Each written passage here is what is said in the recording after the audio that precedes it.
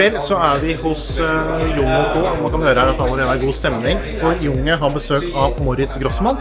Vi skal prate litt med Lars fra Dresden, og også se på litt kule klokker, så kom og bli med her.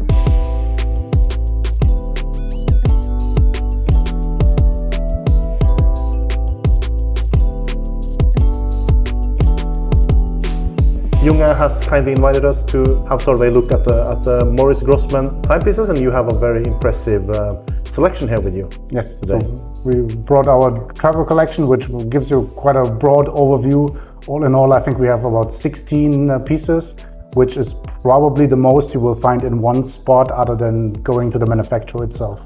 It's very impressive, and I have actually been to the manufactory. I think it was back in 2018 or 2017. It's been a while, yes. Yeah, it's been a while. So has anything changed, do you think, in the last five or 4 years? Yes, so I think we're now slowly also trying to occupy the second floor, because the building has like 3 floors plus a showroom. And so far the second floor was empty, but now as we are expanding, getting more and more colleagues, trying to move also some dial production in-house. So we're trying to occupy now the second floor, and of course some machines will also be edited because we, produce most of the parts also in-house. So over time, of course, you need to update the machines, and but mostly the manual part, the craftsmanship part, is expanding in-house. And yeah, well, so I didn't know about the dials actually, because before you have used a third-party supplier, or? Yeah, of course, some of the dials, of course, are third-party supplier, but also some dials were made in Glashütte, but not necessarily in-house. Oh, okay. So especially those handcrafted dials, we are now moving into the manufacturer, also to kind of procure and persevere this kind of craftsmanship, right, which maybe sooner or later will go extinct. So now we need to train people to maintain that also for the future. I think I did an interview with your CEO, Ms. Hutter, and she said, I think she mentioned around 600-700 pieces, was it, or? No, I think it was less. Oh, it was less, It's still around the number, so it's less than 400 pieces total. Yeah. So in terms of production, we're mostly booked 2 years in advance now. Wow. But this is based on the capacity, so where the bottleneck is actually finding people, watchmaker, finishers, to do all the manual part, right? So the machines, of course, we're able to provide most of the components, but hand finishing, hand chamfering, and assembling all the watches in-house. So this requires a lot of manual labor, and Glashütte, there are a lot of other brands, they're looking for qualified people. So that can only go step by step. I'm sorry, but do you recruit a bit from the other brands, or? No, you just, for example, now we have a banner on the manufacturer building, which is basically just saying we're looking for different people for different positions, and everybody, of course, is free, to give us an application, but we don't go around trying to take someone else's people. We can only say, look, if somebody would like to work for Moritz Grossmann, they are more than welcome. Yeah. And but it's a challenge, I think, for everybody, and also the training is very intense, right? Because even the watchmaker that assembles the watch has to go through the finishing department, which can take between 8 and 10 to 12 months of actual training. Yeah. And you need somebody to guide them, to train them, which is another person that you might be missing for the actual assembly. So that's the crucial part. You cannot train too many people at the same time. So even the increase in production is very, very small increments. So yeah. So you have brought some watches with you. Could you perhaps have a look, and are there some highlights maybe in particular that you would like to show us? For sure. So there are a few highlights just in front of you.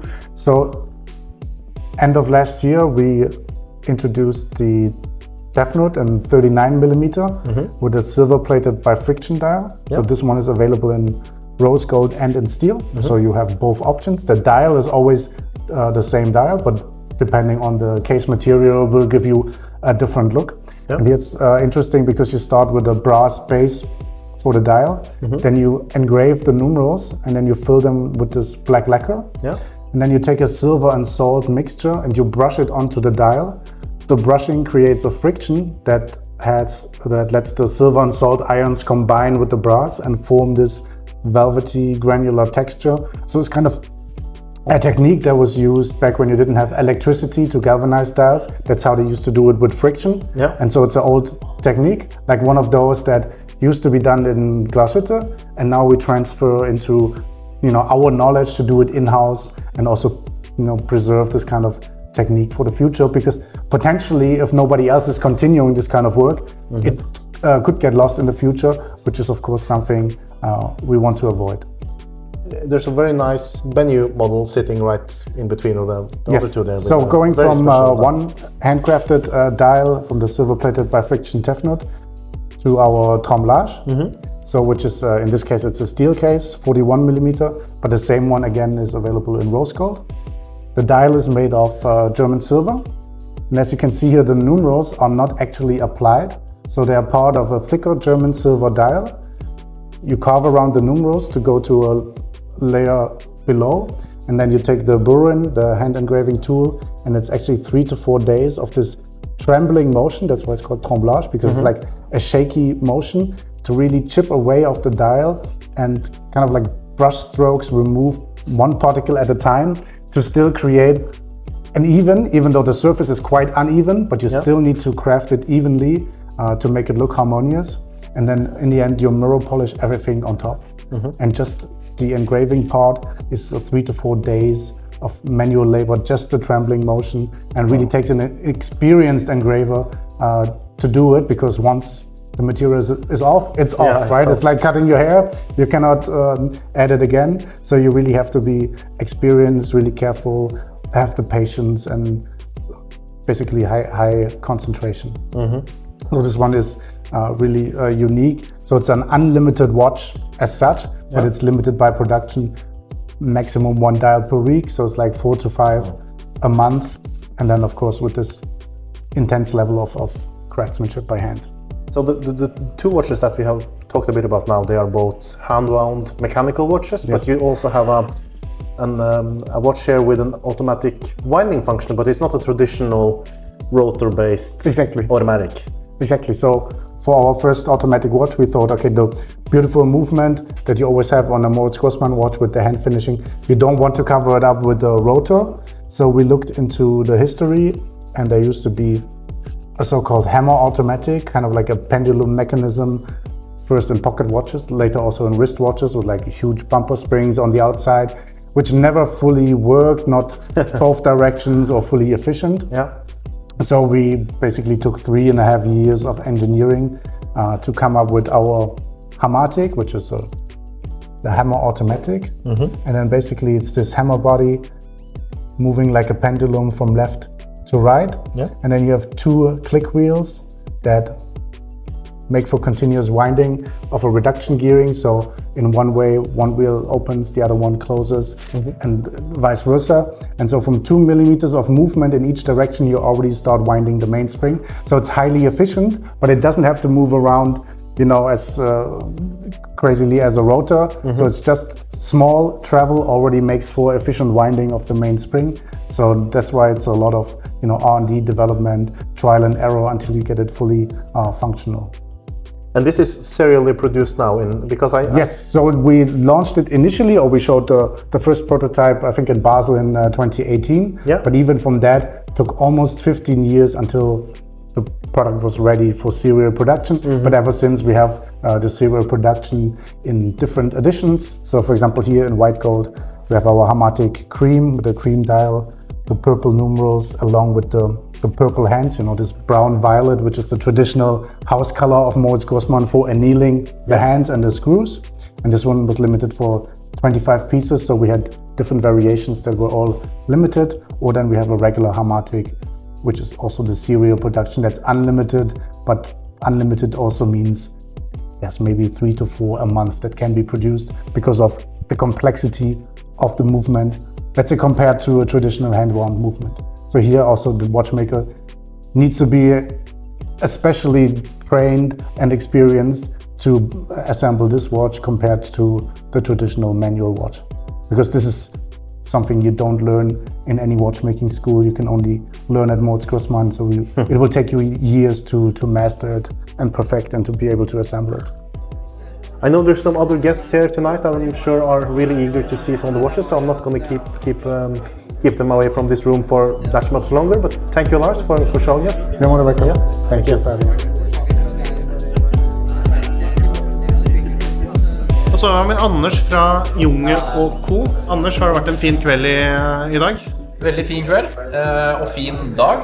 Jeg har jo hatt Lars fra Moritz Grossmann her i hele dag, og vi har snakket klokker. Vi har snakket veldig mye Moritz Grossmann, naturlig nok, og fått veldig god innsikt i alt jeg har lurt på, og forskjellige modeller, forskjellige urverk, forskjellige måter å gjøre ting på, teknikker. Jeg føler jeg har lært så mye i dag. Så for en ekte geek så har det vært en slags sånn drømmedag.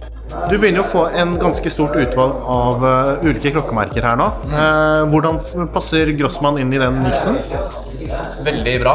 De er jo et uavhengig merke, eid av CEO Kristine Hytter og investorer, venner og familie av henne, så vidt jeg har skjønt. Lager få klokker i året, og det passer jo veldig bra for oss å ha også inn et tysk merke i den porteføljen av stort sett sveitsiske ting. Og så synes jeg det er gøy, for vi har jo en del sporty ting, vi har litt mer sånn ekstreme ting, open work ting og speak marine som er quirky på sitt vis og alt det her. Så veldig gøy nå å ha noe som er pur, dressy, classy, den type estetikk. Noe litt mer klassisk? Ja, rett og slett. Har du noen favoritter eller, sånn i kolleksjonen? Vet du hva, for meg så ble favoritten, og det er sånn, for jeg har alltid tenkt at det er Frem Lars-modellen, rett og slett bare fordi den har jeg sett noen ganger før, vi har solgt en eller to av de, og helt fantastisk skive, helt fantastisk håndarbeid.